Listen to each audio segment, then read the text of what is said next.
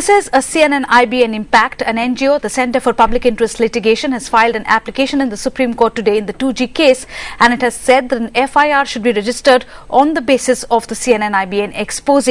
Now, this expose is on the CBI's lead prosecutor in the 2G case, A.K. Singh, who's allegedly talking to a key accused in this case, the MD of Unitech, Sanjay Chandra, and the tapes apparently show the collusion between the two. The NGO has asked for the tapes to be sent for forensic examination to multiple laboratories and appointment of a new CBI prosecutor.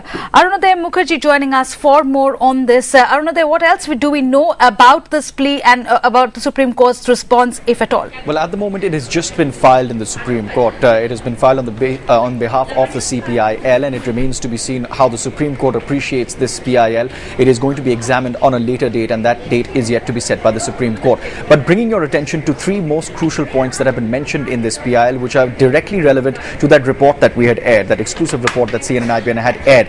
Most importantly, the CBI is still working on a preliminary inquiry. It has not registered an FIR in this case. The CBI's explanation for that is that they are still awaiting details from the forensic laboratory. The tapes, the CDs, have been sent with voice samples of the concerned individuals, and they're still waiting for the results of that. They say it could take anywhere between 1 or 2 weeks. Having said that, the other important point related to this aspect is the fact that the petitioner has said that these CDs must be sent to multiple forensic laboratories, because it has currently been sent to the CFSL. Now, this point has basically been made so that at a later stage, when the result of the forensic report comes out, no one can question the credibility of that laboratory. There are some laboratories which function under the center. There are some laboratories which function independently. So therefore, so that there is no credibility crisis regarding that report, that is why this point has been made as well. But this is one big development. Certainly, someone taking notice, and the CPIL was active in the 2G case earlier as well,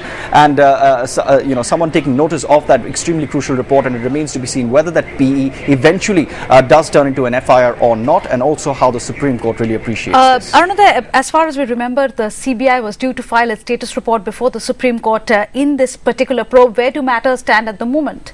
To do that, and remember, this is a case, Ananya, that has been constantly been monitored by the Supreme Court, and that is why the report and the contents of that report that we aired on CNN-IBN was so relevant, and that is exactly why the CBI director had kept all the important functionaries in the loop, the Chief Justice of India, the DOPT, and the Union Law Ministry, because this is a case and this is an investigation which is high profile. We've seen sitting members of Parliament, we've seen sitting ministers who've been jailed in this case. That's why it was being monitored by the Supreme Court. The CBI is yet to file that status report. The date, according to some reports, was yesterday. However, that wasn't done. The CBI is yet to file its status report. But this is something that the CBI does on a routine basis. It goes to the Supreme Court as per their dates, and then gives a status report on where they are in the 2G investigations. That is a matter of routine.